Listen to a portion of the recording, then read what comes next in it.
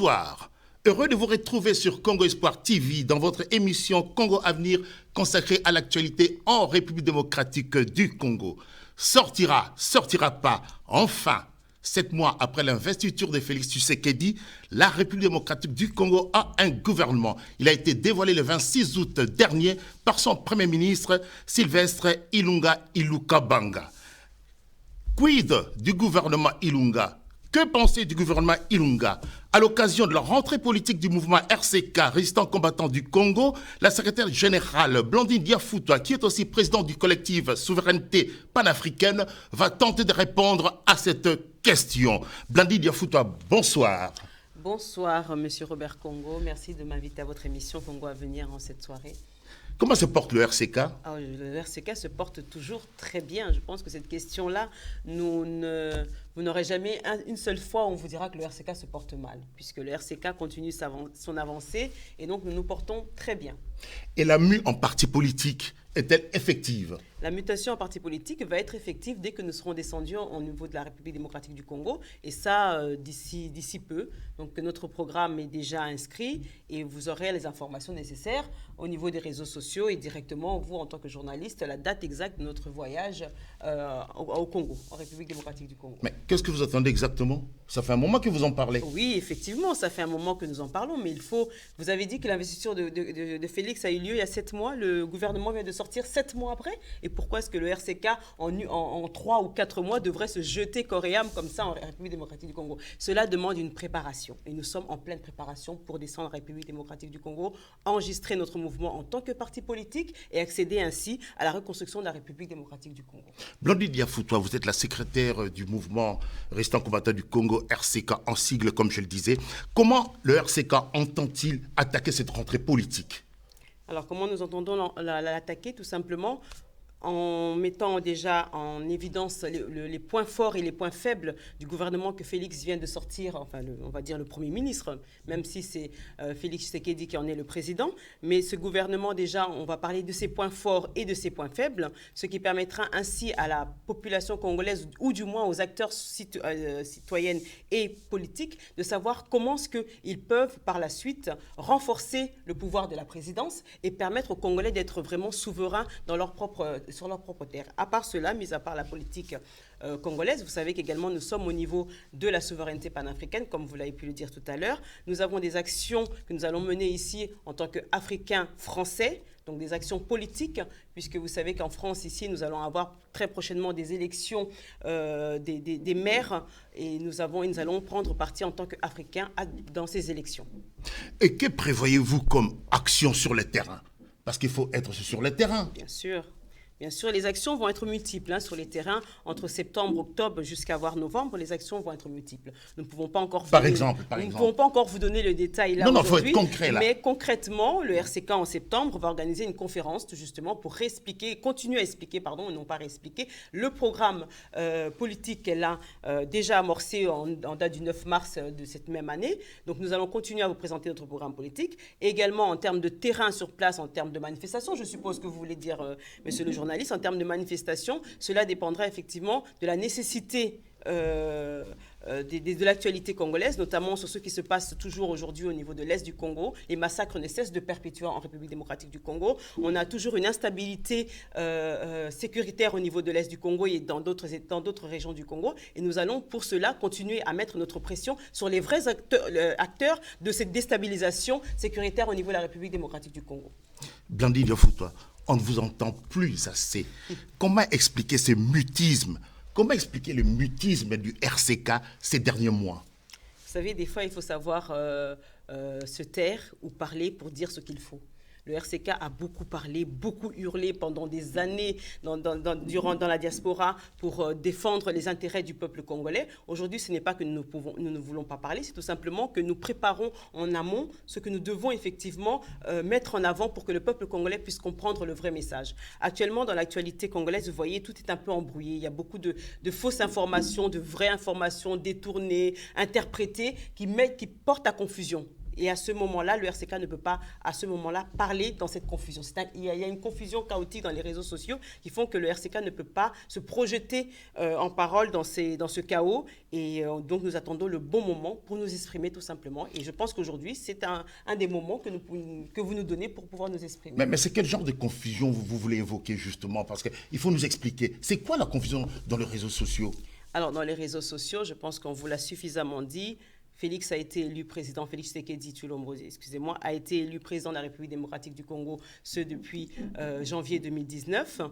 Il y a eu effectivement un perdant au nom de Martin Fayulu, et nous avons eu au niveau de la diaspora, deux clans se former très clairement. Le clan qui soutenait Félix Tshisekedi en tant que président de la République démocratique du Congo, et le clan qui appuyait également Martin Fayulu en tant que président élu du peuple congolais. Donc pendant ces derniers mois, il y a eu un chaos, un cahut entre ces deux clans qui essayaient de revendiquer l'un et l'autre la présidence, d'autres pour la vérité des urnes, d'autres pour le régionalisme et le clanisme. Tout ça a fait que ça a créé un chaos au niveau de la population congolaise. Et en retour, le retour que nous avons eu, nous, le RCK, de la population congolaise, c'est que la population congolaise en a lassé de ce genre de polémique qui n'a pas de fin et qui laisse entre-temps la possibilité aux vrais acteurs, comme j'ai dit tout à l'heure, politiques et aux acteurs criminels de la République démocratique du Congo, d'œuvrer en douce pour continuer à déstabiliser notre pays. Et dans ces chaos, où se situe le RCK? Mais le RCK se situe en tant que, on va dire, pas arbitre, puisque nous n'arbitrons rien. Nous sommes situés en tant que le peuple. Nous regardons, nous observons. Jusque quand? Je vous dis, vous faites bien de m'interpeller aujourd'hui. Aujourd'hui, nous sortons de notre mutisme puisque je suis là devant vous et je m'exprime. Donc, nous sommes sortis aujourd'hui en début septembre pour notre rentrée politique et nous allons donc expliquer au peuple congolais quelle est notre vision, ce que nous avons déjà martelé depuis des années, quelle est la suite de notre programme, et également ce que nous pensons de ce gouvernement qui vient de sortir il y a de ça quelques jours à peine, et comment est-ce qu'il devrait fonctionner pour continuer à faire en sorte que le Congo puisse devenir souverain à part entière. De ça, on en parlera. Parlons franchement. N'êtes-vous pas lassé de marcher dans les rues de Paris? Non, nous ne sommes pas lassés de marcher dans les rues de Paris. Nous estimons tout simplement qu'il y a un temps pour tout. Nous avons eu un temps où, effectivement, il fallait taper très fort. Il fallait être présent chaque jour, à tout instant, à tout moment, dans les rues de Paris, dans les rues de la diaspora, pour dire que le peuple congolais est contre ce qui se passe en République démocratique du Congo. Et il y a un temps également où il faut s'asseoir, où il faut mettre sa matière grise sur un papier et travailler dans ce sens-là aussi. Et nous sommes, nous, dans cette position-là, de mettre notre matière grise sur des papiers et d'écrire tout ce qu'il faut pour reconstruire le Congo. Donc effectivement, pour l'instant, nous ne sommes pas visibles dans les rues de Paris.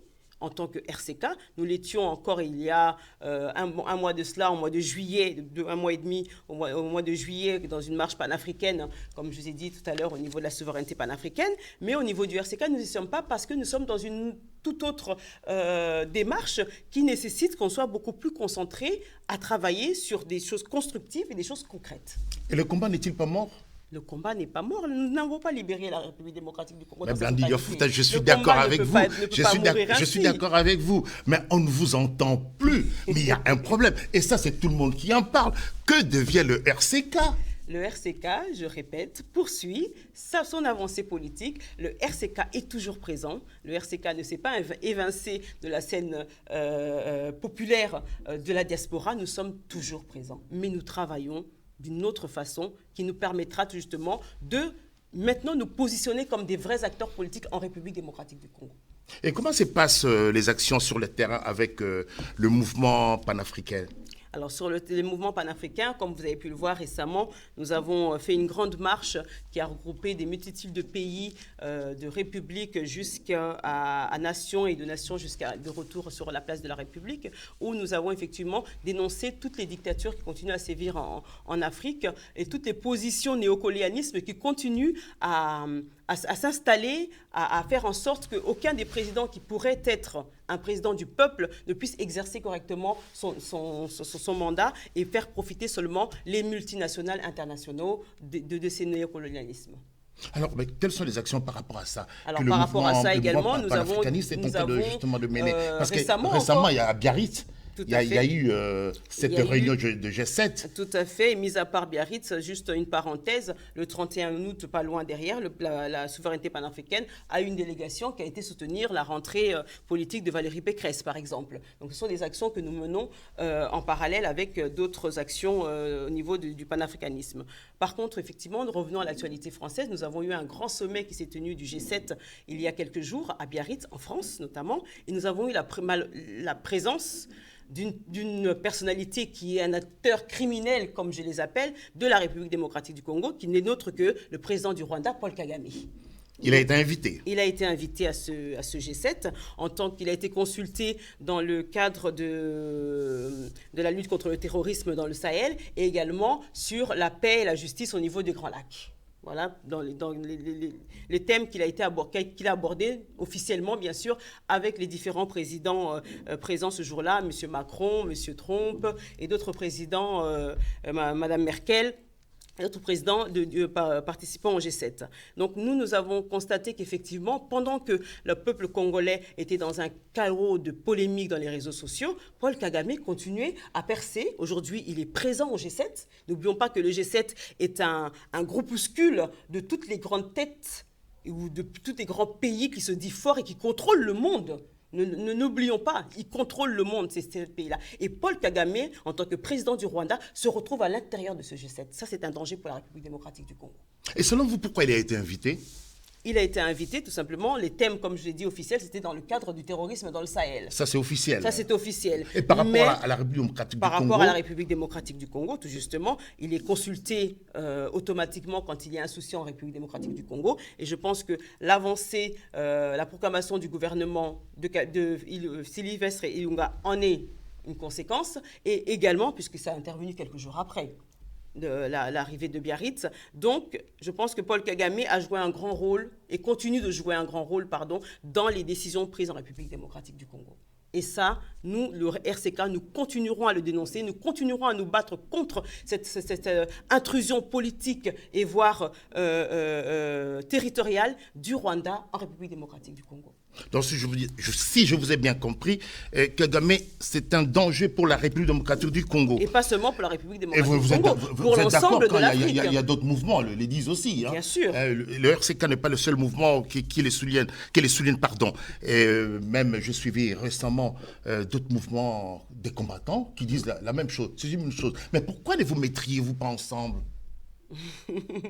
Vous savez, monsieur le journaliste Robert Congo, le temps de vouloir dire « mettons-nous ensemble », je pense que ce talent est révolu. Nous avons essayé pendant des années de nous mettre ensemble, ce que nous avons souvent réussi d'ailleurs. À des moments opportuns, nous avons pu nous rassembler. Mais je pense qu'aujourd'hui, le RCK est dans une optique, on ne va pas dire personnelle, non, plutôt dans une optique qui va permettre justement l'aboutissement de notre vision. Et si le reste des combattants n'adhèrent pas à cet aboutissement de notre vision, nous ne pouvons pas faire contre leur volonté. Aujourd'hui, le RCK est dans une position où elle doit avancer. Et si certains combattants se réveillent aujourd'hui et estiment que Paul Kagame est un danger aujourd'hui, nous le savons depuis des années, nous l'avons combattu depuis des années. Et nous continuerons à le combattre. Mais aujourd'hui, le RCK est dans sa position de aller conquérir le pouvoir au Congo. N'oublions pas que les élections présidentielles, les prochaines, sont en 2023. Et que ça va aller très vite. Nous sommes déjà à la fin du 2019, bientôt le 2020, donc ça va aller très très vite. Voilà. Donc pour vous dire que nous sommes dans cette optique-là de nous présenter aux futures élections présidentielles en République démocratique du Congo. Donc nous œuvrons pour cela, nous travaillons pour cela et ça nécessite beaucoup de temps et beaucoup de travail. Et vous travaillez sur le terrain en République démocratique du Congo Nous sommes en parallèle, bien sûr, nous avons des partenaires et nous avons aujourd'hui des personnalités du RCK, des personnes membres du RCK qui sont sur le terrain, qui vont régulièrement, qui font des allers-retours, ce qui nous permet d'avoir des informations fraîches et réelles de la situation en République démocratique du Congo. Et d'ailleurs, à ce titre, je saluerai notre jeune combattant, résistant, au nom de Rismo Congo, qui n'est pas un membre du RCK, mais n'oublions pas que le JCK, la jeunesse consciente congolaise, est issue du RCK. Donc aujourd'hui, je salue toutes les actions qu'il mène de conscientisation, qu'il continue à mener sur le terrain, et je félicite sa bravoure et son patriotisme pour cela. Blondie Diafoutoua, le gouvernement Ilunga Iluka Banga a été dévoilé le 26 août dernier et les membres de ce gouvernement des coalitions sont désormais connus. 7 mois pour former un gouvernement, n'est-ce pas que c'était long? C'était long, mais nécessaire, je pense. Ah bon? Oui. Expliquez-nous. Je l'expliquerai comme ça, tout simplement. Vous le savez, nous le savons tous, Félix n'a pas pris le pouvoir parce qu'il avait une majorité, parce qu'il était le plus fort, parce qu'il avait le pouvoir. Il a eu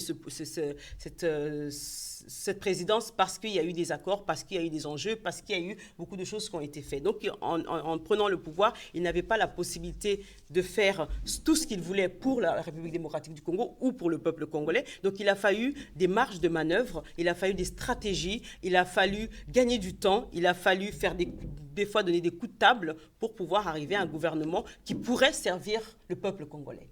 Parlons un peu de la taille du gouvernement. 65 membres, plus le Premier ministre, ça fait 66 membres.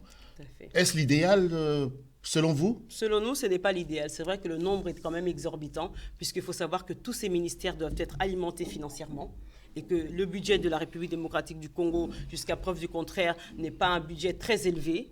Il faudra alimenter chacun de ces travailleurs. Il faudra, voilà, il y a tout un apport financier qui est nécessaire pour que ce gouvernement de 66 ministres puisse fonctionner correctement. Donc nous ne sommes pas forcément d'accord sur le nombre des ministres qui sont et des vice-ministres qui ont été choisis et élus dans le cadre de ce gouvernement. Mais s'ils ont pris ce nombre, peut-être ils ont estimé que c'était nécessaire. En sachant que Félix se trouve dans une position où il a fait un partenariat avec le FCC, et que pour l'un et pour l'autre des groupes, il fallait effectivement qu'il y ait une moitié de ministres ou de personnes susceptibles de représenter leurs intérêts. 76,9% des nouvelles figures. Vous pensez que c'est l'amorce d'un changement? C'est le changement que nous avions demandé à Félix. Je pense que je l'ai dit dans votre dernière émission, la dernière émission que nous avons fait ensemble. Nous voulions tout justement qu'il y ait une nouvelle classe politique qui se mette en place. Et je pense que ça a été écouté par le président de la République démocratique du Congo. Il y a effectivement une nouvelle classe politique, même si nous avons encore certaines personnes qui persistent par d'autres moyens, mais nous avons quand même, à ce titre, beaucoup de personnalités sur lesquelles nous avons décrié pendant des années d'ailleurs, qui ne font plus partie de ce gouvernement, et des nouvelles têtes, des nouvelles personnes qui pourront peut-être apporter le changement qu'il faut en République démocratique du Congo. 17% des femmes, la parité a été respectée selon vous? La parité n'a pas été respectée, mais où est-ce que la parité a été respectée en Afrique à ce jour? Nulle part. La parité jusqu'à aujourd'hui, au contraire. Promis la parité. Ils nous avaient promis la parité, et jusqu'en France, on nous avait promis également la parité. Nous n'avons pas non plus la parité à 100%. Donc la parité va être difficile, et si je rentre dans ce débat-là, vous allez me dire que je suis une féministe enragée et que je veux absolument à ce que les femmes prennent leur place. Non, nous n'allons pas débattre sur ce point-là. Les femmes sont présentes et j'incite et je continue en tant que femme à encourager toutes les femmes qui voudront tout justement rentrer dans cette vie politique, puisque c'est important que la femme qui est la matrice du monde, ne l'oublions pas, du berceau, c'est elle qui procrée le monde tout d'abord, et nous savons qu'une bonne femme est une bonne gestionnaire et que c'est aussi une bonne éducatrice. Donc il faut effectivement qu'il y ait plus de femmes dans le gouvernement ou dans d'autres aspects de la vie politique en République démocratique du Congo. 3/4 des ministres n'ont pas vraiment d'expérience, ne sont pas connus. Est-ce que cela ne pose pas un problème?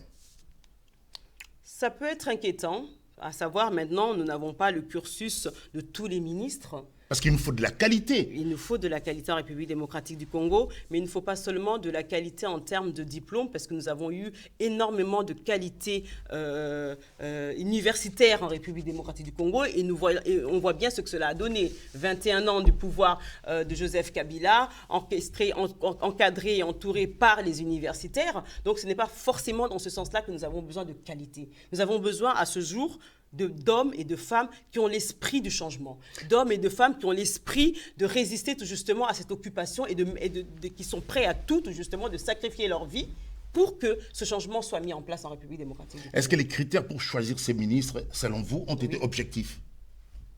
Après, nous ne sommes pas le gouvernement. Non, mais parce qu'on voit, nous ne sommes pas à l'intérieur du gouvernement du président Félix. Nous ne sommes pas non plus dans sa tête. Donc effectivement, ce sont des gens qui viennent de la Belgique. Ce sont des personnes effectivement qui viennent de la diaspora. Ce sont des connaissances. Et là, ça pose quand même un souci. Parce que n'oublions pas, à Kinshasa, en République démocratique du Congo ou dans d'autres provinces, il y a des gens compétents et qui mériteraient bien. Je suis d'accord avec vous.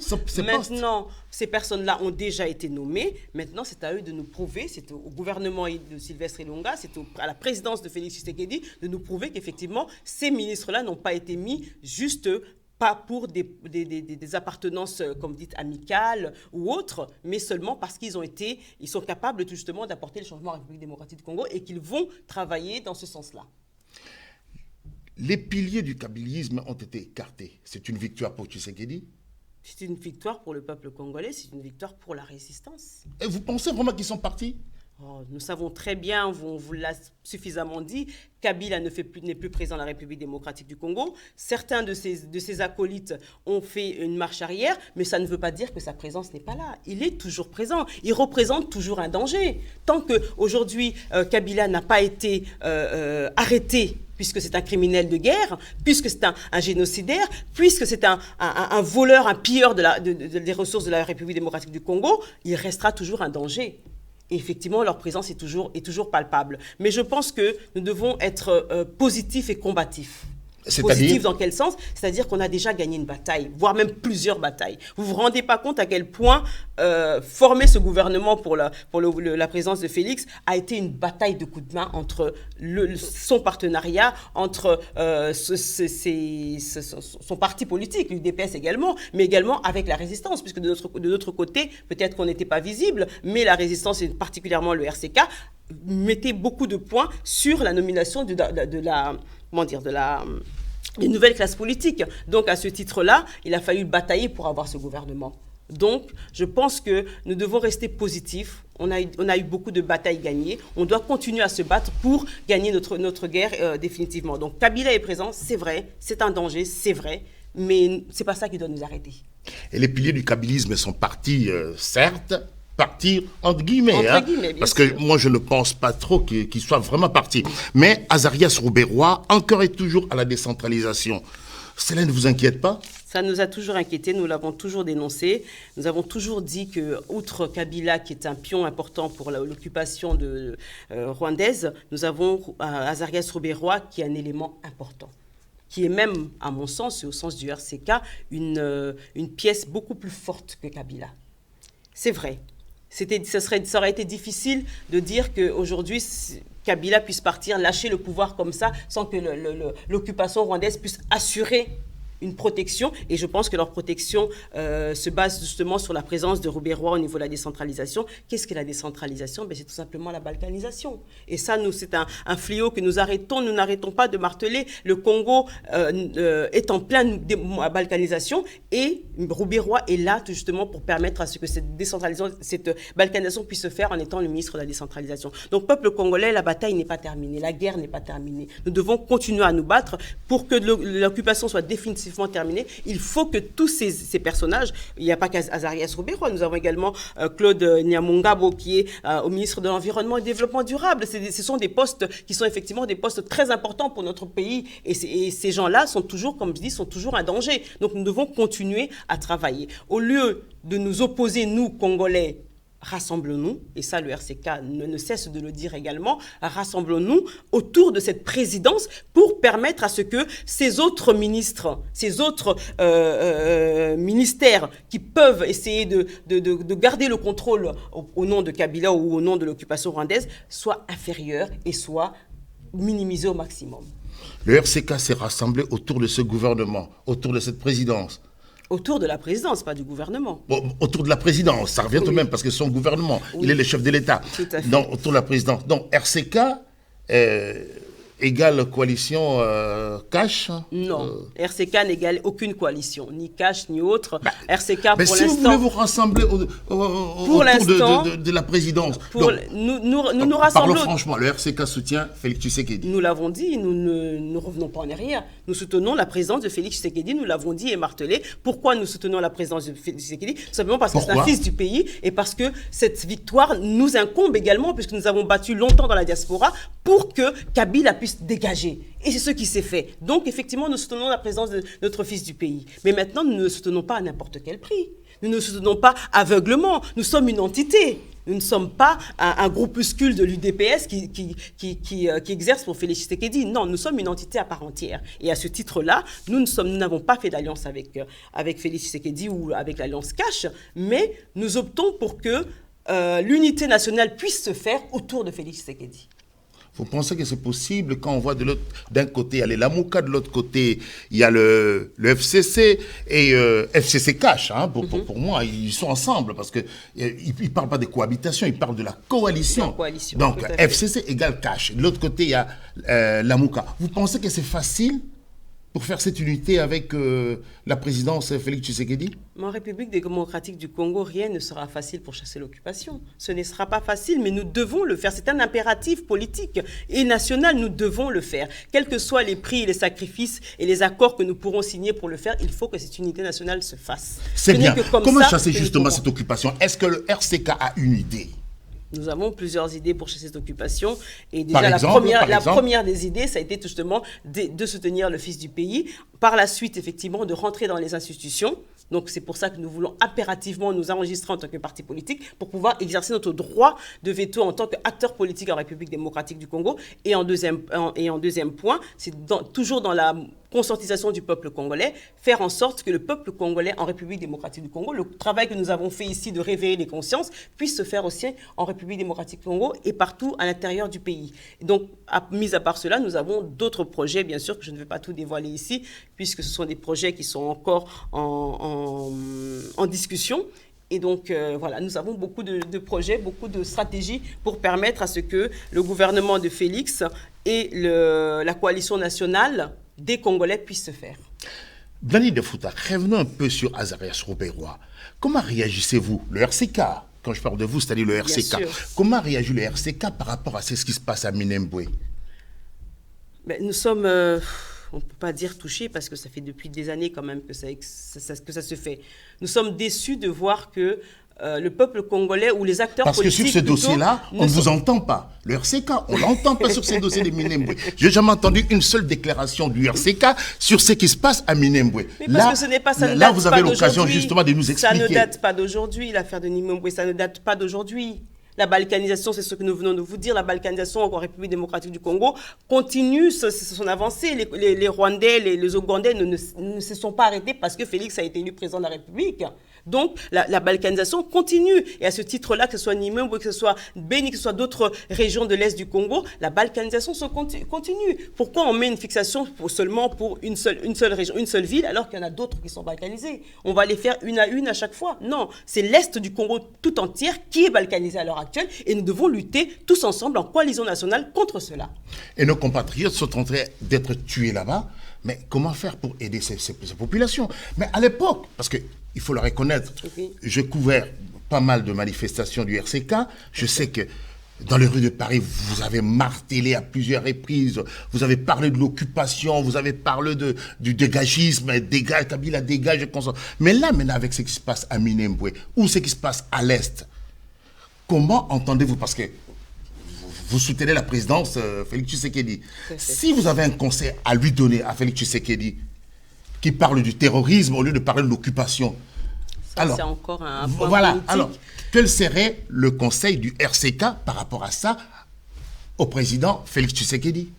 Alors, le conseil qu'on pourrait lui donner à ce titre-là, c'est des conseils que nous avons déjà donnés en coulisses, bien sûr, que si je peux répéter quelques mots, c'est par rapport déjà au niveau des... Vous avez vu aujourd'hui au niveau des ministères de l'Intérieur, c'est un proche du cash.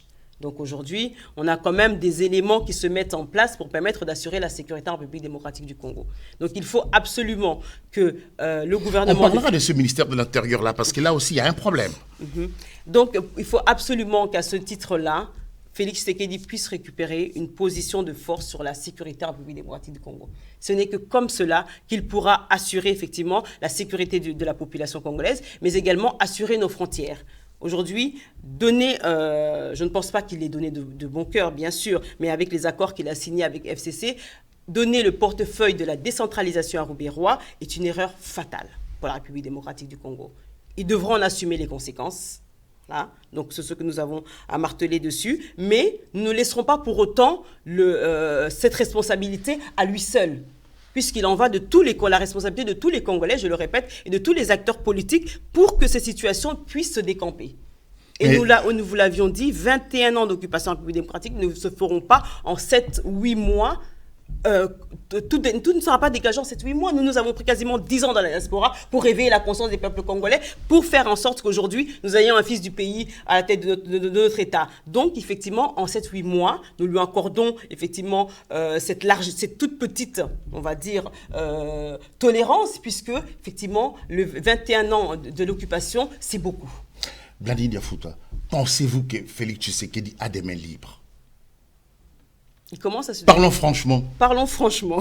Parlons franchement. Félix Tshisekedi n'a pas totalement les mains libres. On vous l'a dit, n'a pas le pouvoir entier en République démocratique du Congo. Ça, c'est certain. Vous le reconnaissez. Mais aujourd'hui, mais nous le reconnaissons puisque nous sommes réalistes. Nous ne pouvons pas faire de la politique en République démocratique du Congo si nous ne sommes pas réalistes. Nous ne sommes pas là pour mentir au peuple congolais et leur dire que voilà, Félix Tshisekedi, le président, nous avons tout gagné. Il a tout gagné. Non, ce n'est pas vrai. Puisque le combat doit continuer parce qu'effectivement, nous avons toujours une présence de l'occupation rwandaise qui est chez nous et nous avons toujours cette présence, cette occupation qui détient encore d'énormes pouvoirs en République démocratique du Congo. Il faut le dire. Et c'est pour ça une des raisons pour laquelle le RCK n'a pas été parmi la première vague des combattants qui est descendue en République démocratique du Congo, puisque à ce titre-là, nous sommes en danger, nos vies sont en danger si nous sommes confrontés à ces membres du régime de Kabila. Donc, à ce titre-là, qu'est-ce que je pourrais dire par rapport à l'occupation, par rapport à Félix ? Je pense qu'il est le président, et c'est pas je le pense, il est le président de la République démocratique du Congo. Être président, c'est une responsabilité, mais c'est également un état d'esprit de sacrifice qu'il faut faire. Il va avoir une visite européenne très prochainement. Il est passé au Japon. Donc je pense qu'il doit tisser ses relations dans les sphères. Vous avez vu Kagame au G7, chose qui n'aurait pas été possible il y a encore 5-10 ans peut-être. Mais pourquoi pas est-ce que lui aussi puisse faire en sorte qu'il tisse ses liens dans ces réseaux-là pour permettre à ce qu'il ait plus de pouvoir et qu'il puisse avoir les mains beaucoup plus libres en République démocratique du Congo. Quelle lecture faites-vous de la répartition des postes régaliens, les mines, la défense, les finances, les portefeuilles entre les mains du FCC? Je vous l'ai dit tout à l'heure, ce gouvernement-là n'est pas le gouvernement idéal pour la République démocratique du Congo. C'est un gouvernement qui a été mis en place pour permettre à ce que la coalition, comme vous le dites, le partenariat entre FCC et CACH puisse se retrouver à quasi 50-50 ou on va dire 40-40. Donc, ce n'est pas le gouvernement idéal. Mais je pense qu'il faut essayer de travailler avec ces gens-là. Il faut essayer de faire comprendre à chacun de ces ministres qu'ils ont un devoir, et le premier devoir, et je pense que lui-même Félix l'a dit dans un de ses discours, c'est de servir le Congo et le Congolais d'abord. Et à ce titre-là, sur l'impunité de la corruption, celui qui sera le premier à être pris, celui qui sera dans cette optique de continuer à travailler dans la corruption, il devra, à ce titre-là, Félix Tshisekedi, du moins son Premier ministre, M. Ilunga, devra taper fort sur la table, licencier les ministres, révoquer les ministres qui ne feront pas leur travail correctement. Puisque si aujourd'hui, ce gouvernement, qui n'est pas un gouvernement, on va dire, 100%, si on en croit l'Alliance, 100% pour le peuple congolais, au moins les 50% qui restent devront travailler pour le peuple congolais, au détriment des 50 autres pourcents. Le ministre travaille pour le peuple congolais quand on voit certains ministres aller prêter allégeance à Kingakati. Mais ça, il faut s'y attendre, Robert Congo, vous savez. C'est un peu difficile à comprendre parce que nous, les Congolais ou les Africains en général, on a tendance à ce que les choses se fassent rapidement comme on veut et comme il le faut. C'est pas facile, c'est pas évident. Je vous répète que 21 ans, vous voyez que vous avez mis au monde un enfant et qu'il a 21 ans aujourd'hui. Toutes ces années, tous ces temps, toutes ces minutes, toutes ces secondes que vous avez pris à l'élever. Mais c'est exactement ce même temps que l'occupation a pris à travailler non seulement la conscience du peuple, mais également à soudoyer l'esprit de tous les hommes politiques congolais.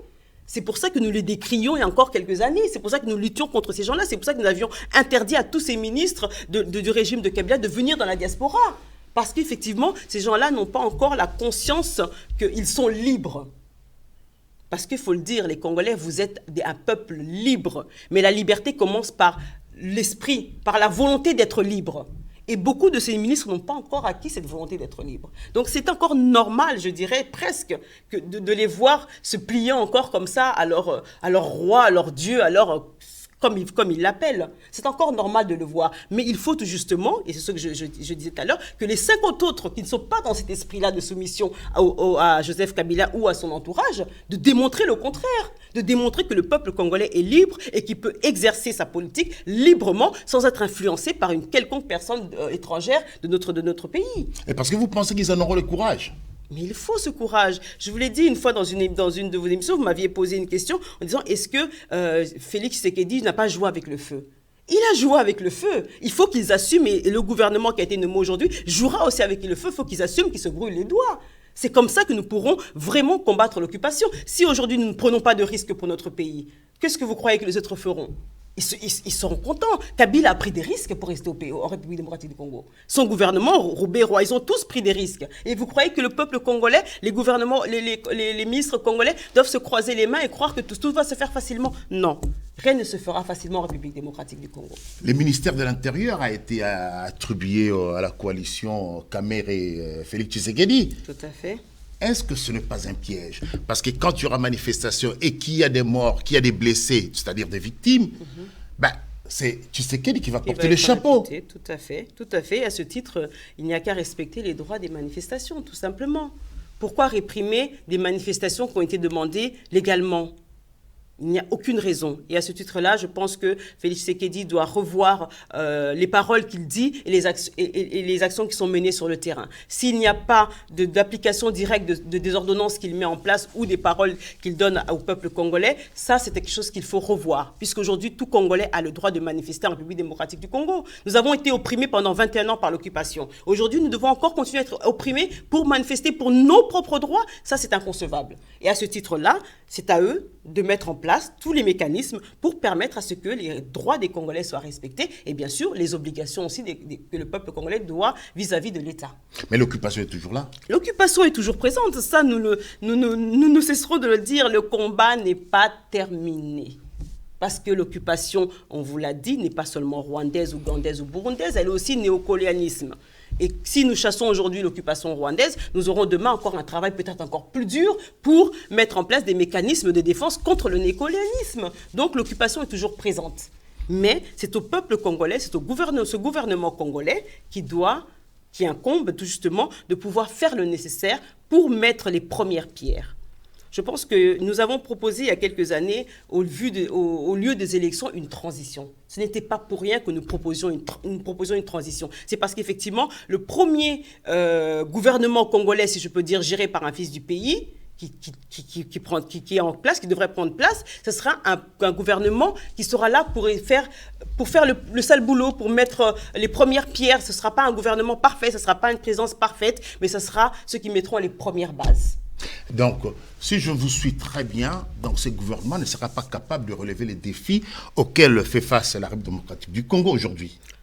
Après, c'est à eux de nous le prouver. Nous leur demandons de faire face, justement. Le RC4 demande à ce gouvernement, qui a été initié donc, par le Premier ministre, qui a été accepté par Félix Tshisekedi en tant que président, d'être capable, justement, de relever ce défi pour le changement en République démocratique du Congo et pour chasser l'occupation et contre toute impunité de tout criminel de guerre en République démocratique du Congo. Nous leur demandons de le faire. Mais maintenant, est-ce que si ce sera possible, est-ce qu'ils sont prêts à faire le sacrifice? C'est sur ce point-là que que le peuple congolais, doit comprendre qu'il y a deux phases et qu'il doit laisser aussi le temps à ce gouvernement de pouvoir réellement se mettre en place et de commencer à travailler. Expliquez très bien aux téléspectateurs, qu'est-ce que vous entendez par sacrifice? Je vous ai dit tout à l'heure que Kabila, pour s'asseoir au pouvoir, a fait des sacrifices. Le premier des sacrifices a été de tuer son père adoptif. Même si ce n'est pas lui qui a tiré sur la gâchette, comme on le dit, mais le crime qui a été commis contre Laurent Désiré Kabila a profité à Joseph Kabila et à tout son entourage. Donc on peut dire que déjà il a fait des sacrifices. Et il a fait de multitudes d'autres sacrifices. Nous-mêmes dans la diaspora ici, nous avons fait d'énormes sacrifices pour qu'aujourd'hui le RCK soit dans la position que nous sommes aujourd'hui, un mouvement fort, un mouvement déterminé, un mouvement qui a fait le plus gros, je veux dire, en termes de coups de poing contre le régime de Joseph Kabila. On a fait des sacrifices. Ces sacrifices-là, je ne parle pas de sacrifices de sang, non. Je parle de sacrifices de sa personne, Aujourd'hui, vous avez vu au niveau des réseaux sociaux, les insultes, les attaques contre le RCK, contre ma personne, contre la personne du président Jean-Martin Sali et contre d'autres personnalités du RCK. Ce sont des sacrifices. Ça fait partie des sacrifices. Aujourd'hui, nous sommes à temps plein sur la République démocratique du Congo. Nous ne dormons pas, nous travaillons, nous sommes en train de trouver des solutions. Ce sont des sacrifices. Aujourd'hui, nous avons accepté, nous, dans la diaspora, d'être pauvres. Ce sont des sacrifices. Alors, ces ministres-là, par exemple, un des sacrifices, si on va sur le point financier, ces ministres-là devraient être capables de faire le sacrifice de s'enrichir, par exemple. Et c'est ça que nous mettons aussi en avant, cette lutte contre la corruption. Le ministre doit pouvoir jouir uniquement de ses ressources à lui, de son salaire. Donc, aujourd'hui, on ne veut pas avoir un ministre de ce gouvernement-là qui, dans 3 mois, dans 6 mois, dans 4 mois, devient millionnaire ou a des milliers de dollars sur son compte. Donc, il faut faire le sacrifice de la pauvreté également. Donc, tout cela demande des sacrifices. Et aussi, il faut des sacrifices en termes de, si je peux parler ainsi, en termes de spiritualité. C'est-à-dire que notre combat, on le répète, on le dira toujours, est spirituel. Il est spirituel, pourquoi? Parce que la République démocratique du Congo est le pays moteur du monde. C'est-à-dire c'est celui qui nourrit le monde entier. Et nous savons que ces richesses ne sont pas venues par hasard. Ce n'est pas nous qui les avons implantées. Ça a été fait par le Créateur, par le bon Dieu. Donc, aujourd'hui, tous les yeux, toutes les forces sont concentrées sur la République démocratique du Congo. Donc, nous avons un réel combat spirituel aussi que nous menons contre toutes ces forces négatives pour la République démocratique du Congo. Et là aussi, il y a des sacrifices à faire. Donc, je ne peux pas tout étaler, mais sachez que pour que la République démocratique du Congo soit définitivement libérée, nous devrons nous salir les mains. Nous devrons nous-mêmes prendre la hache et aller déterrer la terre, retourner la terre. Nous devrons nous-mêmes prendre les pierres et faire les premières briques. Nous devrons nous-mêmes aller enterrer nos morts. Nous devrons nous-mêmes prendre les armes et tuer ceux qui doivent être tués. Donc nous devrons faire le sale boulot. Et c'est cela que j'appelle des sacrifices. Blandi Diafouta, tout se décide à Kingakati. Mais jusque quand, selon vous? Et le peuple congolais reste dans cette léthargie qui ne dit rien, qui conçoit les choses normales, qui voit les choses se passer normalement, sans rien dire, sans aucune action sur le terrain. Qu'est-ce que cela vous inspire quand on voit la population dans cette misère, dans la pauvreté, mais qui ne bouge pas, qui ne réagit pas? La population congolaise est arrivée à un stade où, effectivement, on dit « ventre affamé n'a point d'oreille ». Ça a un double sens. C'est-à-dire qu'une personne qui a très faim, qui est enragée, qui veut trouver quelque chose à manger, prêt à faire n'importe quoi, n'écoutera pas les conseils. Mais dans l'autre sens, ça veut dire aussi que cette personne-là qui a été affamée pendant des années, des décennies et des décennies, ne pourra pas venir entendre une personne qui lui dit « réveille-toi ». Ça, ce double sens-là. Donc le peuple congolais, si aujourd'hui il ne bouge pas, c'est parce qu'il a été pendant des décennies et des décennies travaillé dans ce sens pour pas qu'il puisse réagir. Et c'est ça notre mission, nous, au niveau du RCK, c'est justement d'aller sur le terrain et de réveiller ce peuple-là et de leur dire que vous devez vous réveiller. Mis à part cela, effectivement, Kabila est toujours présent. Kabila a toujours un pouvoir. Mais sachez aussi que le grand pouvoir de Kabila, c'est la communication. On fait en sorte pour faire croire aux Congolais que Kabila décide tout, que tout se décide à Kingakati. Mais ce n'est pas vrai. Tout ne se décide pas à Kingakati. Et la présidence. Et tous les organes de contrôle qui sont mis en place. Et nous, dans la diaspora, tout ne se décide pas à Kingakati. Peuple congolais, il faut savoir une chose. Et je m'adresse directement à mon peuple de la République démocratique du Congo. C'est que vous avez aussi le pouvoir. Ne vous laissez pas toujours endormir pour dire que Kabila, un ennemi, si vous lui donnez lui-même la force, mais il sera fort. Mais le pouvoir qu'il a, le peuple, il ne l'utilise pas. Il ne l'utilise pas parce qu'il n'est pas conscient de ce pouvoir lui-même. Ils l'ont utilisé, mais ils l'ont toujours, jusqu'à présent, utilisé pour des personnalités politiques, à l'initiative des personnalités politiques. Ou encore, si c'était à leur propre initiative, ce c'était des actions qui ont été étouffées. Mais aujourd'hui, nous, au niveau du RCK, ce que nous voulons redonner, tout justement, c'est ce souffle-là au peuple congolais, qu'il puisse faire des actions fortes, sans que cela à l'initiative d'un politicien, ou encore pour l'intérêt d'un politicien, mais seulement pour son propre intérêt. Et ce travail-là, nous allons le faire sur le terrain et très bientôt. Et vous ne pensez pas que le problème de la République démocratique du Congo, c'est la médiocrité de sa classe politique ?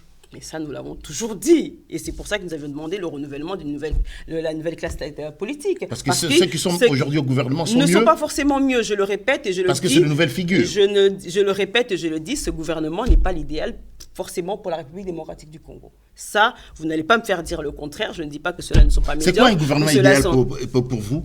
Un gouvernement idéal, c'est le gouvernement peut-être que nous aurons mis en place après les élections là, en 2023.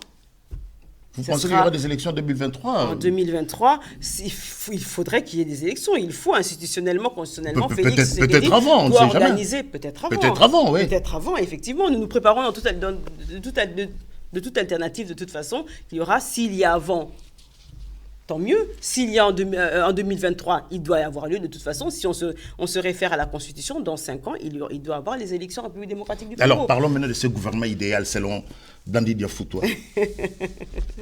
Alors, le gouvernement idéal pour la République démocratique du Congo. Il faudrait effectivement que nous ayons bien sûr tous les postes régaliens.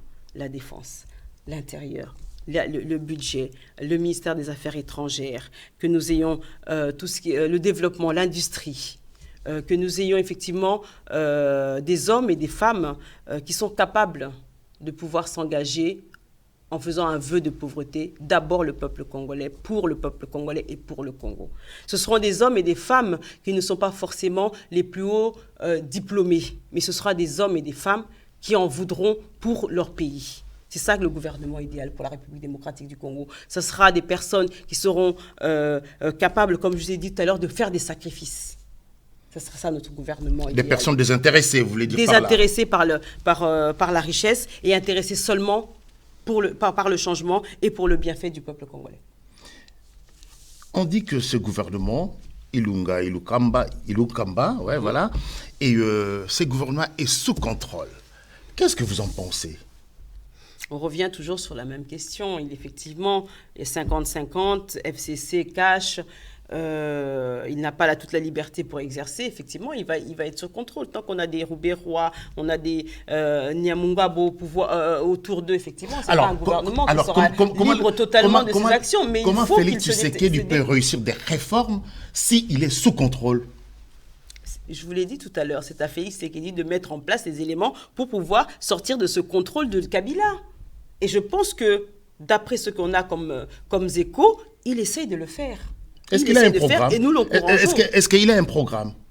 Vous connaissez le programme de... Je ne peux pas dire que nous connaissons le programme de Félix Tshisekedi dans ce cadre-là, mais je pense que les éléments qu'il a posés jusqu'à présent montrent bien qu'il est effectivement dans cette optique de se dégager de ce pouvoir de Kabila, ou de la Kabylie en général, puisque n'oublions pas que l'occupation ne se borne pas seulement à Joseph Kabila, mais à tous ces autres acteurs tout autour de lui. Mais quand je parle de son programme, c'est-à-dire son projet de société, vous qui soutenez cette présidence, oui. Est-ce que vous avez une idée sur son projet de société? Oui, le projet pour de la société République du Congo? Oui, nous connaissons le projet de société. Excusez-moi, je n'avais pas bien compris votre question. Effectivement, nous connaissons son projet de société, et dans le cadre de son projet de société, je pense qu'il y a beaucoup d'éléments, notamment en termes d'éducation, notamment par rapport à la défense, à la police, donc par rapport au ministère de l'Intérieur et la réformation de la police, la réformation de la défense également de l'armée. Donc beaucoup de ces points de son projet de société sont des points qui sont effectivement, s'il a la mesure, s'il a le pouvoir de l'exercer, pourront être un bien pour la République démocratique du Congo. Mais il faut effectivement qu'il puisse, comme vous l'avez dit tout à l'heure, se dégager totalement des liens qu'il a avec cette coalition de FCC. Donc le RCK se retrouve dans le projet de Félix Tshisekedi. Si j'ai bien compris. Non, c'est pas que nous. Vous vous retrouvez parce que... Je dis qu'effectivement, le projet de société de Félix Tshisekedi... Va dans le bon sens. Va dans un bon sens, dans un premier temps, pour la République démocratique du Congo. Comme de nombreux autres projets de société qui ont été présentés par beaucoup de partis politiques, et notamment nous aussi, le RCK, nous avons un autre projet de société.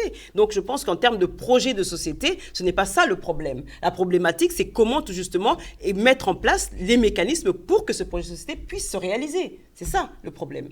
Et vous pensez que ce partenariat Tshisekedi-Kabila va durer longtemps? Je vous avais dit la dernière fois que c'était un mariage, on appelle ça quoi, un mariage contre nature. Contre nature. Pas de raison. Ouais. Contre nature, j'irais même plus fort sur ça. Donc un mariage contre nature finit toujours par se briser. Vous voyez que quand vous parlez de 2023, donc c'est pas évident. C'est pas évident pour eux, mais pour nous, c'est évident. c'est pas évident pour Félix. Nous, on ne peut pas parler au nom de Félix Tshisekedi en disant si effectivement en 2023, il arrivera à se défaire de ce mariage. Mais nous, en 2023, nous irons à la présidence de la République démocratique du Congo et nous ferons en sorte que nous soyons élus. Et vous le conseillerez dans un an de dissoudre l'Assemblée? Oui, nous l'avons demandé. Ce sont parmi nos revendications, effectivement, de dissoudre cette Assemblée nationale. Vous pensez que ce sera facile pour Félix Tshisekedi? Je vais me répéter 1 million de fois, rien n'est facile en République démocratique du Congo. Il faut prendre le courage et l'esprit de sacrifice pour que ça se fasse. Alors, du 17 au 20 septembre, Félix Tshisekedi sera en visite officielle en Belgique. Votre réaction? C'est une bonne chose pour C'est une la bonne RDC? chose. De toute façon, il faut effectivement... Félix Tshisekedi est maintenant le président de la République démocratique du Congo. C'est le premier, on appelle ça ici communément VRP, c'est-à-dire le premier commercial de la République démocratique du Congo. Il doit vendre la République démocratique du Congo. Il doit faire connaître la République démocratique du Congo et doit aller à la recherche de toutes les possibilités pour se défaire tout justement de cette occupation, de ces mains liées qu'il a avec le FCC. Donc c'est une bonne chose, effectivement. Et dans le protocole de tous les présidents africains ou présidents du monde, c'est un passage obligé. Vous l'avez vu vous-même il y a quelques années ici avec Joseph Kabila, quand il a été de nouveau réélu président de la entre parenthèses, président de la République démocratique du Congo, il a fait un passage obligé en France et une tournée européenne. Donc c'est un passage obligé. Et vous, les membres du RCK, quand-ils allaient en Belgique pour l'accueillir? Dans son programme, il me semble qu'il viendra en France. Nous attendrons en France. Mais pourquoi ne pas aller l'accueillir en Belgique? Nous avons suffisamment de Congolais et de représentativité en Belgique pour que cela se fasse. Mais notre siège est en France. Je pense que si effectivement il n'aurait pas fait un détour par la France, peut-être que nous personnellement, c'est-à-dire notre président Jean-Martin Sali-Bonguégué, peut-être serait-il déplacé en Belgique. Mais du fait que le président Félix Tshisekedi sera en France, nous l'attendrons en France. Et Blani Diafouta, je voudrais quand même vous poser une question. Oui. Et le RCK, pour le RCK évidemment, quelles doivent être les priorités de ce gouvernement? Les priorités de ce gouvernement, c'est d'abord la sécurité en République démocratique du Congo, la sécurité du territoire et de la population. Et ça, c'est effectivement un point très important, mais c'est aussi quelque chose qui va être très dur. Mais il faut mettre un accent fort dessus. Deuxième point, c'est sur tout ce qui est santé, alimentaire, éducation en République démocratique du Congo. Ça, c'est un deuxième point très important. Et le troisième point, c'est l'industrie. C'est l'industrie en République démocratique du Congo. Pour qu'un pays puisse tourner, il faut qu'effectivement il y ait des investissements, il faut qu'il y ait des industries qui créent des emplois. Et il faut effectivement qu'il y ait une fluctuation, c'est-à-dire un échange. Il faut que l'argent tourne, si je peux parler ainsi. Il faut qu'il y ait des entrées, il faut qu'il y ait des sorties, pour que la République démocratique du Congo, économiquement, puisse peser de son poids sur d'autres pays d'Afrique ou encore sur d'autres pays occidentaux. Donc les points forts sur lesquels Félix doit s'attacher, enfin le gouvernement de Félix doit s'attacher, ce sont ces points-là que nous leur recommandons de faire, effectivement, pour permettre à ce que le changement en République démocratique du Congo puisse se faire, pour permettre à ce que les droits des peuples congolais soient respectés et ainsi engager leurs responsabilités vis-à-vis de l'État. Et une chose, on parle actuellement de la gratuité de l'enseignement primaire ces derniers jours. Oui, tout à fait. Est-ce que vous pensez que c'est possible? Mais c'est inscrit dans notre Constitution. Ça sera possible si effectivement tous les moyens sont mis en place. Il faut effectivement que le ministère de l'Éducation, que ce soit l'enseignement supérieur ou de l'enseignement primaire et secondaire, ait les moyens financiers suffisants pour pouvoir travailler dans ce sens, c'est-à-dire reconstruction de nouvelles écoles, reconstruction de nouvelles universités, la prise en compte des salaires a largement augmenté, parce qu'aujourd'hui, nous savons qu'un enseignant de l'école publique va gagner un salaire de $50, voire $100. C'est pas possible. Ce n'est vraiment pas possible. Donc, effectivement, il faut revoir à la hausse tous ces salaires-là. Il faut effectivement refaire une formation de nouveaux professeurs qui sont engagés justement dans cette optique de former réellement des enfants, des jeunes pour l'avenir du Congo. Puisque beaucoup des professeurs aujourd'hui en République démocratique du Congo ou des maîtres ont perdu ce sens de l'enseignement. Ils sont aujourd'hui à être là, à courir derrière un travail pour qu'ils puissent avoir de l'argent pour nourrir leur propre famille à eux-mêmes. Mais ils n'ont plus cette vision de vraiment donner de leur personne pour enseigner les enfants du Congo. Il y a un problème avec un budget qui varie entre 5 et 6 milliards de dollars. Vous pensez que c'est possible, cette gratuité En tout cas, beaucoup en doutent. Hein. Cette gratuité peut être possible avec 5 milliards. 5 milliards, 6 milliards. 65 ça, ministères. Ça paraît énorme, avec 65 mais en même temps, ce n'est ministères. rien. Je suis d'accord avec vous. Et sachant que la moitié du budget a été déjà consommée. Nous sommes au mois de septembre. Je suis d'accord avec vous et tout justement sur ce point-là, c'est pour ça que je vous ai dit tout à l'heure que le gouvernement actuel doit se donner les moyens de pouvoir faire le maximum qu'il pourra faire, c'est-à-dire de mettre en place les éléments possibles pour que l'autre gouvernement qui viendra après les élections 2023 puisse avoir déjà des bases. Il ne pourra pas tout faire, la gratuité ne pourra pas se faire peut-être dans l'ensemble de l'État du pays, peut-être ne pourra pas se faire et aussi bien en maternelle qu'en primaire qu'en secondaire, puisque la Constitution prévoit qu'elle soit en primaire et également en secondaire. Mais il faut commencer et il faut mettre des mécanismes pour que cela puisse se faire. Si vous voulez traduire tout ce qu'on vient de parler au cours de cette émission, vous voulez le traduire en lingala, vous adressez au peuple congolais qui vous suit, que leur diriez-vous? Alors, ce que je dirais au peuple congolais, lelo tozali na kati ya diaspora, nga nazali membre RCK, et na cadre ya mouvement na biso, tozo kende lelo ko s'enregistrer en tant que parti politique. Ça, c'est une chose pour tozo sala po na nini po, tozo a besoin lobby peuple congolais à comprendre quels sont ses droits. Lelo na mboka na biso toza na mokonzi o azali élu en tant que président na kombo ya Félix Tshisekedi Tshilombo. Aza élu par le peuple congolais, même si ba accord et salamaki na kati na bango na kati ya cercle o to bengi ya FCC, mais boye ba ke peuple congolais bozali binonde boza na pouvoir. Lelo Kabila azalaki liboso azongi sima. Kozonga Simanae, ça ne veut pas dire qu'il a perdu tous les pouvoirs. Et l'ingolo ba tout simplement que s'affaiblir, mais qu'on s'affaiblir wana et puis si Félix pouvoir té. Donc biso moko peuple congolais, il faut toter les mains. Et le gouvernement est salami. Gouvernement wana biso zali na kati ya gouvernement te RCK, c'est volontaire parce que tozana nuna optique ya komi sala biso moko. To lingi te to kota na kati ya gouvernement moko oyo kozalake, eza encore entaché de personnalités au Bazali, Neti Roberoi, Neti Mugabwe et d'autres encore au Bazali au service de la Kabylie. Donc yango volontairement RCK toza na kati ya gouvernement OOT. Mais tozo senga na ba oyo baza déjà na kati ya gouvernement na ba sala pona intérêt ya peuple congolais. Ba ndima pauvreté, ba ndima humiliation, ba ndima sacrifice ya bomoto po peuple congolais lobby akwa kozala satisfait. Toyebi ke ezala difficile. Toyebi ke kozala difficile parce que Kabila na batu na ye na bandeko na ye na baninga na ye ba kosala tout en sorte que gouvernement Oyo et qu'on va réussir mission a été. Mais c'est à nous, peuple congolais, pour mboka eza ya biso. Eza ya biso netoye ba comment toko sala po to empêcher pe bango ba réussir mission na bango. Donc toza lelo na guerre moko ezali guerre o ezo babenga guerre politique, guerre moko silencieuse, mais une guerre o ezali que eza nécessaire et puis vitale pour toko ko sauver mboka na biso. Donc, ce qui n'a pas baksa lisusu na kati ya message on a kopesa na président de la République Félix Tshisekedi ezali que lelo biso RCK en tant qu'acteur politique, en tant que mouvement de la diaspora, tozali na esengo na ndenge makambu ezo tambola na sens ni na kolo bandengo na bato musu ba ko interprétant peut-être mabe tozana esengo pourquoi parce que toyebi que nyoso tout ezo salama ezali mécanisme pour permettre que changement est à la portée.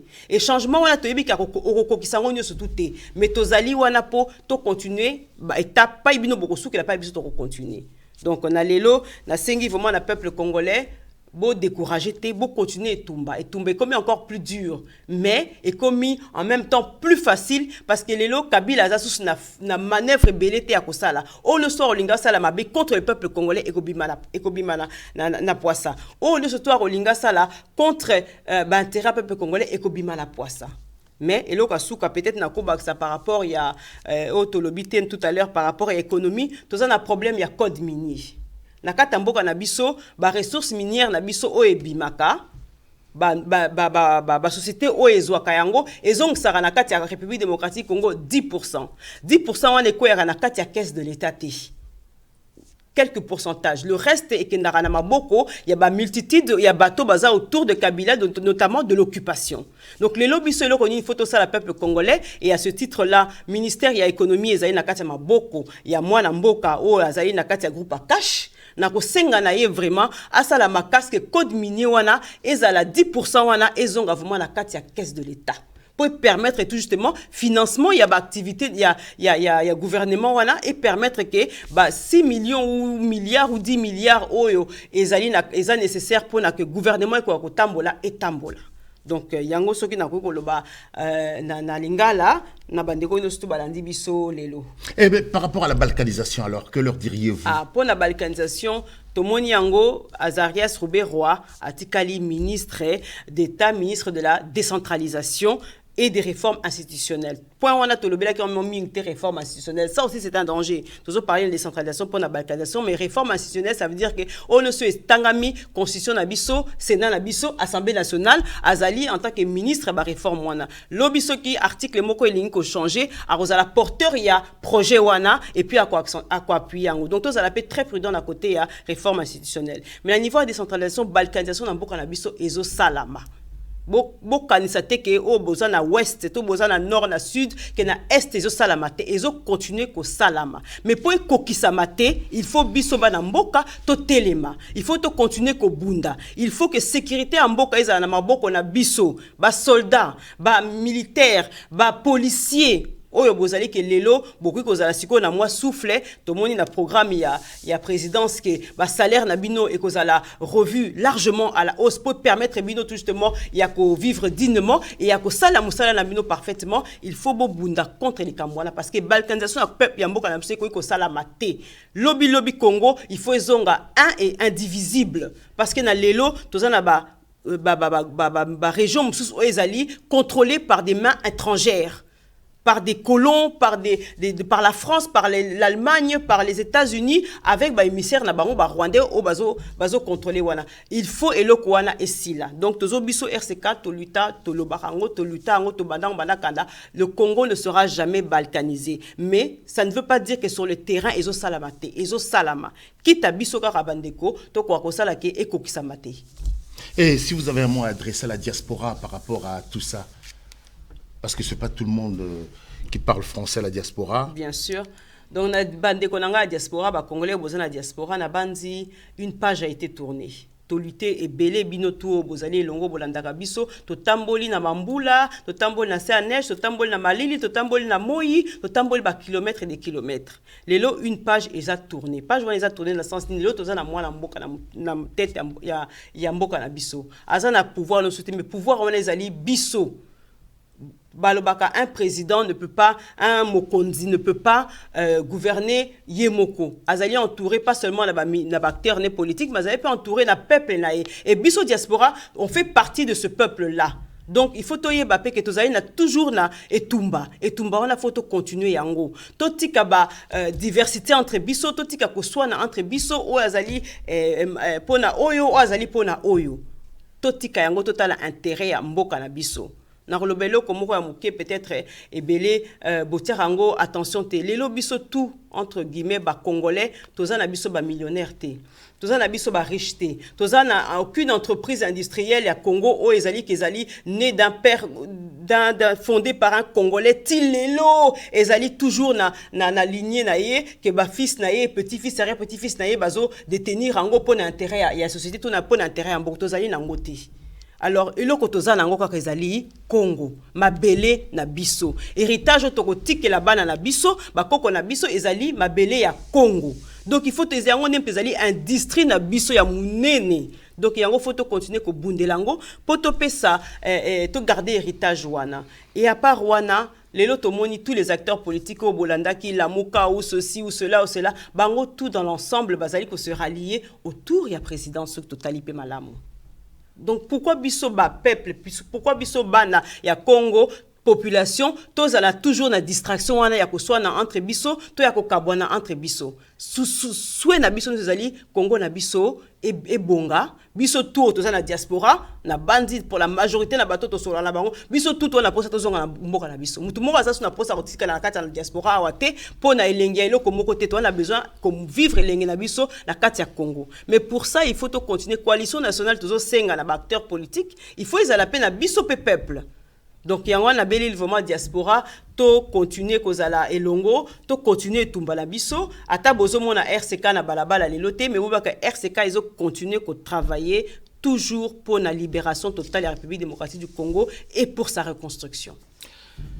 Blondie Diafout, Jean-Martin Sali, le président du RCK, toujours aussi optimiste quant à la victoire du combat que mène son mouvement? Toujours aussi optimiste, Jean-Martin Sali Bonguenge, notre président, comme vous venez de le dire, sera, et comme je vous l'ai dit tout à l'heure, un des candidats à la présidence en 2023.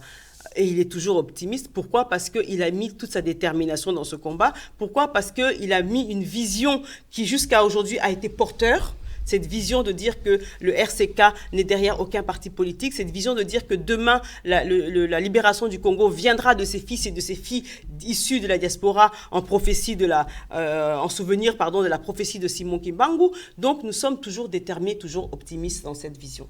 Où trouve-t-il son courage? Je pense que je l'ai déjà dit aussi, je vais le répéter, c'est inné. Biso stobo tamaka na mokili otoye barate que nzamba ataka mission na kati na biso moko na moko. Donc je pense que il a cette mission d'être un jour un dirigeant, un grand dirigeant de ce pays et peut-être aussi d'autres membres effectivement de notre groupe et également d'autres Congolais. Donc c'est inné. Eza eloko moko atabo bomi biso nzala, atabo beti biso, atabo lukibo boma biso, atabo lukibo sala nyoso bo salir biso ekolongwa te parce que na simalango nzambe mtazawana. Donc voilà. Il y a beaucoup d'individualités au sein du RCK. Il y a par exemple les coordonnateurs, c'est Michel Tungasu, voilà, qui est notre coordinateur des relations publiques. Voilà. Tout à fait. Dans niveau RCK, au RCK, nous avons plusieurs coordinateurs. Nous appelons ça des coordinateurs, mais en réalité, ce serait, si on mettait en place un gouvernement, ce serait des ministres. Donc effectivement, nous avons Michel Tungasu, nous avons Aiko Mopongi, nous avons Viali Sali, nous avons Joe Putela, nous avons d'autres coordinateurs effectivement qui font partie de notre comité directoire du RCK.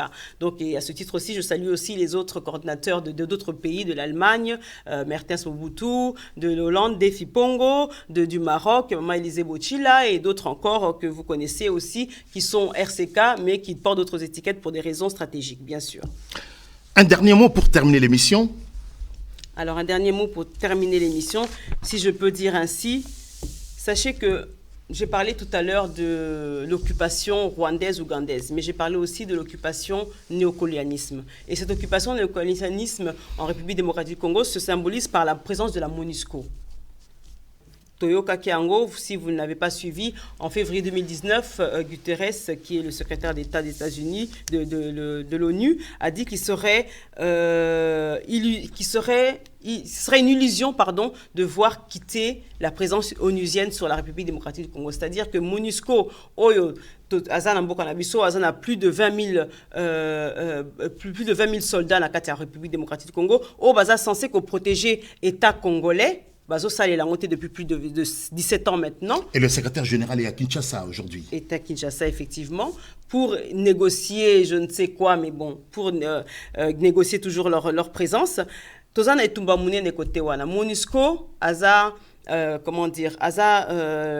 appelle ça en anglais, ce sont les bases militaires, en français, les bases militaires, les AFRICANCOM, que installent les États-Unis en Afrique et particulièrement en République démocratique du Congo. Nous avons un combat très fort à livrer à ce niveau-là, mis à part la présence de l'occupation rwandaise, mis à part le gouvernement de Félix qui n'est pas le meilleur pour la République démocratique du Congo, mis à part nos diversités, nous ne devons pas oublier que nous avons un occupant militaire armé jusqu'aux dents, la République démocratique du Congo, au bateau permettre que les massacres se fassent en République démocratique du Congo.